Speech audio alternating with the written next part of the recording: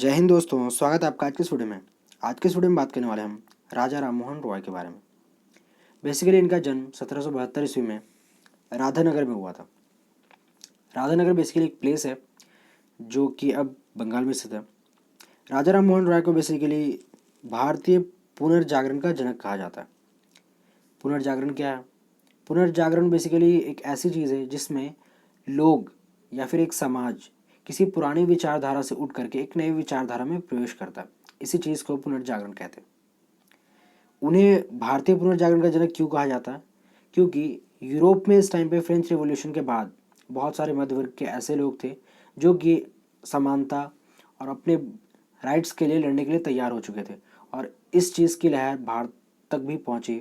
और भारत तक जब ये लहर पहुंची तो उस चीज़ को अगर किसी ने एक्सेप्ट किया तो सबसे पहले वो राजा राम मोहन राय थे। उन्होंने ऐसा इसलिए कहा क्योंकि जिस तरह से यूरोपियन कंट्रीज़ वैज्ञानिक टेक्नोलॉजी, साइंस एंड टेक्नोलॉजी का यूज़ करके इंडस्ट्रियलाइजेशन यानी औद्योगिकरण जिस तरह से उन्होंने इम्प्लीमेंट किया था, और उस इम्प्लीमेंटेशन का उन्हें इतना बड़ा फ़ायदा मिला, जिस चीज़ को देख करके राजा राम मोहन राय चाहते थे कि भारत भी इसी तरह से प्रगति करे। तो इसीलिए उन्होंने साइंस को प्रेफर किया और उन्होंने ये कहा कि हमारे पुराने परंपरागत व्यवस्था को छोड़ करके हमें कुछ साइंस एंड टेक्नोलॉजी से थोड़ा बहुत सीखना चाहिए, और ताकि हम भी भारत को यूरोपियन कंट्रीज़ के बराबर का बना सकें। दूसरी उनकी जो दृष्टि थी वो थी सामाजिक समानता, क्योंकि इस टाइम पे भारत में बहुत ज़्यादा सामाजिक कुरीतियाँ थी। फॉर एग्जांपल वर्ण व्यवस्था देख लेते हम, या फिर लेबरर्स की जो हालत थी, लोगों को पैसों से जज किया जाता था, जो कि आज भी किया जाता है। उस टाइम पर क्या था कि लेबरर्स को समाज में रहने का हक नहीं था, उन्हें मंदिरों में जाने का हक नहीं था। इन सारी चीज़ों के अलावा उन्हें ऐसे काम करने पड़ते थे जो कि बेसिकली लोगों के नज़र में घृणा वाली चीज़ें थी। फॉर सपोज दैट नाली साफ़ करना, जानवरों का चमड़ा या फिर हड्डियाँ, उन सभी को अलग रखना। और बेसिकली इन्हें समाज से बाहर इसीलिए रखा जाता था क्योंकि ब्राह्मणों के वर्ण व्यवस्था के अंतर्गत ये समाज का हिस्सा नहीं थे, जिसकी वजह से इन्हें शूद्र नाम दिया गया था। और इस तरह की, जैसे कि हम देख रहे हैं कि इस तरह से सामाजिक असमानता थी। अब जाहिर सी बात है, घर में ही अगर फूट हो तो जाहिर सी बात है कोई बाहर का आने वाला हमें तोड़ सकता है। लेकिन अगर हमारे अंदर ही, हमारे घर में एकता हो, तो कोई भी बाहर का इंसान हमें तोड़ नहीं सकता, जब तक कि हमारे घर वाले ही हमें तोड़ दें। ठीक है, तो बेसिकली इसी वजह से उन्होंने सामाजिक समानता को सपोर्ट किया, और वो चाहते थे कि भारत के जितने भी वर्ग हैं, चाहे वो हिंदू हो, मुस्लिम हो, सिख हो, ईसाई हो, वो जब सभी साथ में मिल जाएंगे तो हम ब्रिटिशर्स को या फिर ईस्ट इंडिया कंपनी को भारत से हटाने में कामयाब हो सकते हैं। इसी की वजह से उन्होंने सामाजिक समानता के ऊपर जोर दिया था। 1809 ईस्वी में उन्होंने एकेश्वरवाद के समर्थक के रूप में एकेश्वरवादियों को उपहार नामक एक पुस्तक लिखी थी। उसमें उन्होंने बताया कि किस तरह से हिंदू धर्म में बहुत सारे देवी देवताओं की पूजा की जाती है, और इसी चीज़ को उन्होंने एकेश्वरवादियों के खिलाफ बताया। उनका कहना था कि हमें एक ईश्वर के ऊपर विश्वास करना चाहिए, ना कि बहुदेवों के ऊपर। तो उसी चीज़ के लिए उन्होंने एकेश्वरवादियों को उपहार नामक एक पुस्तक लिखी थी, जो कि बहुत ही कॉन्ट्रोवर्शियल थी और बहुत ही ज़्यादा क्रिटिसिज्म हुआ था इस चीज़ का। इसके अलावा अगर हम बात करें तो 1814 में उन्होंने आत्मीय सभा की स्थापना की थी, और उस सभा के द्वारा वो भारत की सामाजिक और धार्मिक कुरीतियों को ख़त्म करना चाहते थे, और ज़्यादा से ज़्यादा साइंस एंड टेक्नोलॉजी का यूज़ करके भारत को भी एक डेवलप कंट्री के रूप में देखना चाहते थे। उस टाइम के हिसाब से इनका जो ये विचार था, जो आइडियोलॉजी था, वो बहुत ही ज़्यादा मॉडर्न था। 1814 में आत्मीय सभा का स्थापना की गई थी, वो हमने देख लिया। अब हम इसके आगे बढ़ते हैं। 1820 में प्रिंसेप्स ऑफ जीसस राजा राम मोहन राय ने लिखी। तो इसमें उन्होंने ईसाई धर्म के अंदर जो बुराइयां थी, जो कुरीतियां थी, उन सभी को उजागर किया, जिस वजह से राजा राम मोहन के जितने भी ईसाई मिशनरी दोस्त थे वो सभी राजा राम मोहन राय से नाराज़ हो गए, क्योंकि उन्हें ऐसा लगता था कि जिस तरह से वो पाश्चात्य चीज़ें यानी कि वेस्टर्न कल्चर को अपना रहे थे, वेस्टर्न कल्चर के कुछ पार्ट को हिंदू धर्म में अपनाना चाहते थे, जिस वजह से ईसाई मिशनरी को लग रहा था कि राजा राम मोहन राय भारतीय लोगों को ईसाई धर्म में परिवर्तन कर सकते हैं। लेकिन जब उन्होंने ईसाई धर्म के अंदर ही बुराइयां निकालने शुरू कर दी तो ईसाई मिशनरी वाले जो लोग थे वो बहुत ज़्यादा नाराज़ हो गए और उन्होंने राजा राम मोहन राय का बहिष्कार करना शुरू कर दिया और उन्हें जो सपोर्ट देते थे वो सपोर्ट देना भी बंद कर दिया गया। अब हम आगे बढ़ते हैं। ब्रह्म समाज, जिसका गठन 1828 ईस्वी में ब्रह्म समाज की स्थापना की गई। ठीक है, बेसिकली इसका नाम पहले ब्रह्म सभा था, जिसे 1829 में ब्रह्म समाज का नाम दे दिया गया, रीनेम कर दिया गया। बेसिकली इनके जो संस्थापक थे वो राजा राम मोहन राय ही थे। इस समाज की स्थापना करके वो चाहते थे कि भारत में स्पेशली जितने भी सामाजिक कुरीतियाँ, चाहे वो वर्ण व्यवस्था हो या फिर सामाजिक बर्बरता हो, एक दूसरे का रिस्पेक्ट ना करना हो, या फिर गरीबों का बहिष्कार करना हो, या फिर गरीबों के ऊपर उस टाइम पे जो रेवेन्यू सिस्टम चल रहा था जिसके तहत बहुत सारे किसानों के ऊपर शोषण किया जा रहा था, जिस चीज़ को वो ख़त्म करने के लिए इस समाज की स्थापना उन्होंने की थी। और इन सारी चीज़ों के अलावा बहुत सारे धार्मिक रिफॉर्म्स भी थे, रिलीजियस रिफॉर्म्स थे जिनको वो ठीक करना चाहते थे, जिसके लिए ब्रह्म समाज की स्थापना की गई थी। इनके प्रिंसिपल्स को हम देख लेते हैं। जैसे कि मैंने आपको पहले डिस्कस किया था, बहुदेववाद और मूर्ति पूजा का विरोध किया जाए। तो ये बेसिकली ब्रह्म समाज का जो सिद्धांत था वो ये है, पहला बहुदेववाद एवं मूर्ति पूजा का विरोध किया जाना चाहिए, क्योंकि ये बेसिकली उनके अकॉर्डिंग अंधविश्वास था और इंसानों के अंदर सामाजिक असमानता पैदा करता था। इन दूसरी चीज़ें हैं बहुपत्नी प्रथा और सती प्रथा। बहुपत्नी प्रथा बेसिकली एक ही मर्द की बहुत सारी पत्नियाँ, जो कि उस टाइम पर हिंदुओं में भी थी और मुस्लिमों में थी। आज के टाइम में भी बहुत सारे लोग ऐसा करते हैं, लेकिन अब ये चीज़ें बहुत कम हो गई। पहले ये चीज़ें बहुत आम हुआ करती थी।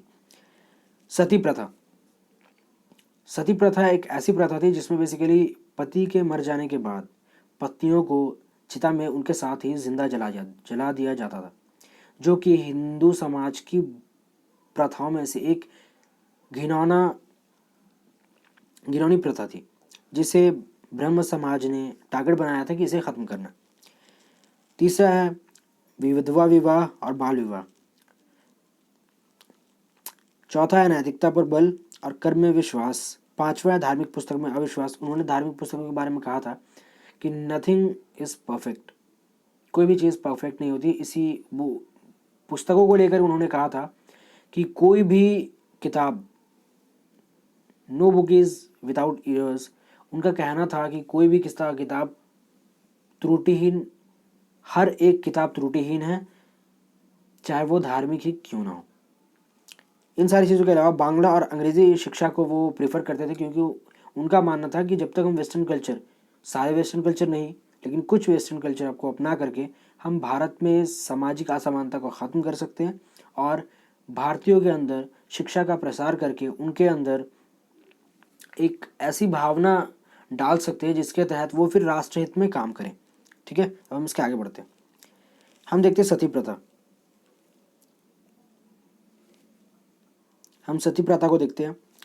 1818 ईस्वी में उन्होंने सती प्रथा विरोधी अभियान की शुरुआत की। ठीक है, उन्होंने सती प्रथा को ख़त्म करने के लिए वेद और उपनिषद के माध्यम से रोकने का प्रयास किया। उन्होंने ब्राह्मणों को ये चैलेंज किया कि वेद और उपनिषद जो कि प्राचीन ग्रंथ है वो भी सती प्रथा के अगेंस्ट हैं। उनमें कहीं भी ऐसा नहीं लिखा गया कि पत्नियों को जिंदा जला देना चाहिए उनके पतियों की चिता में। इन सारी चीज़ों के अलावा वो जितने भी सती प्रथा में जो भी औरतें मर जाती थी उन्हें जला दिया जाता था। उनके परिवारों के साथ वो कई बार शमशान घूमे और उनके परिवारों को समझाने का प्रयास किया, लेकिन वो मानने के लिए तैयार नहीं थे। अंत में उनके इसी तरह के बहुत सारे प्रयासों की वजह से 1829 में लॉर्ड विलियम बेंटिंक ने कानून बनाया और इसे अपराध घोषित कर दिया गया।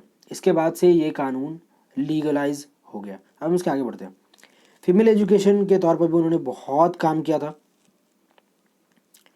राजा राममोहन राय ने डेविड हेयर की मदद की और 1817 में हिंदू कॉलेज की स्थापना की। हिंदू कॉलेज की स्थापना इसलिए की गई थी ताकि बंगाल में जितने भी हिंदू हैं उन सभी को एजुकेशन दिया जा सके और उन्हें एजुकेशन वेस्टर्न कल्चर के साथ साथ भारतीय कल्चर को के समन्वय के द्वारा उन्हें एजुकेशन दिया जाए ताकि वो भारतीय कल्चर को भी अपना सके और वेस्टर्न कल्चर को भी। इसके अलावा अपने खर्चों पर कलकत्ता में उन्होंने 1817 में एक इंग्लिश स्कूल भी खोला था अपने खर्चे पे, जहाँ पर पढ़ाइयाँ होती थी। जितने भी यूरोपियंस फिलोसोफर्स थे उन सारे फिलोसोफर्स के कोट्स या फिर उनकी जो थ्योरीज वगैरह थी, उनके जो प्रिंसिपल्स थे, आइडियोलॉजीज थी, उन सभी चीज़ों को स्कूल में पढ़ाया जाने लगा। बंगाली भाषा को समृद्धि के लिए उन्होंने एक बंगाली व्याकरण की शुरुआत की ताकि लोग पढ़ सकें और बंगाली भाषा बांग्ला को प्रेफर दिया जा सके। उन्हें पत्रकारिता का जनक भी कहा जाता है।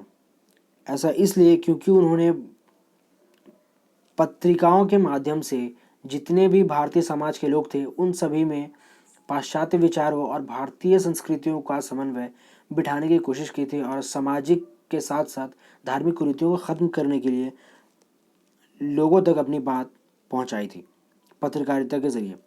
राजनेता के रूप में उन्होंने रैयतों का साथ दिया, मुक्त व्यापार का विरोध किया और कंपनी के विशेषाधिकार का भी विरोध किया।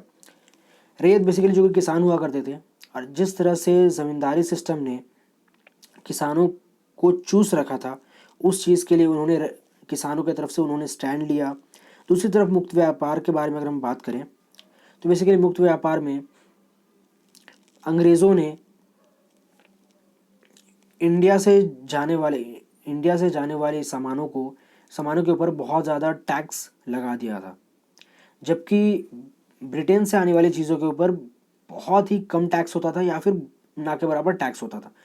जिस चीज़ का विरोध राजा राम मोहन राय ने किया और उन्होंने कहा कि दोनों की तरफ अगर मुक्त व्यापार है तो दोनों तरफ से होना चाहिए, ना कि एक तरफ से, जो कि अंग्रेज़ों ने नहीं मानी। कंपनी के जितने भी विशेषाधिकार थे जैसे कि दीवानी राइट्स और इस तरह के बहुत सारी चीज़ें, तो उन चीज़ों का भी विरोध किया उन्होंने, लेकिन हालांकि इसका कोई ख़ास इम्पैक्ट पड़ा नहीं। अंतर्राष्ट्रीय दृष्टिकोण, वो बेसिकली सिर्फ भारत के अंदर ही सीमित नहीं थे, तो बेसिकली बाहर होने वाली जितनी भी घटनाएं, चाहे वो फ्रेंच रिवॉल्यूशन हो या फिर इन सारी चीज़ों के अलावा देश के बाहर जो भी चीज़ें घटनाएं घट रही थी उन सभी चीज़ों का वो अच्छे से विश्लेषण करते थे और उन सारी चीज़ों के अलावा जो चीज़ें अच्छी हुआ करती थी वो भारत में सम्मिलित करने की कोशिश ज़रूर करते थे। तो आज के इस वीडियो में बस इतना ही था। अगर वीडियो आपको अच्छा लगा हो तो प्लीज़ लाइक करें, कमेंट करें, दोस्तों के साथ शेयर करें और अगर आप इस चैनल पर नए हैं तो प्लीज़ चैनल को सब्सक्राइब जरूर करें। तब तक के लिए जय हिंद, वंदे मातरम।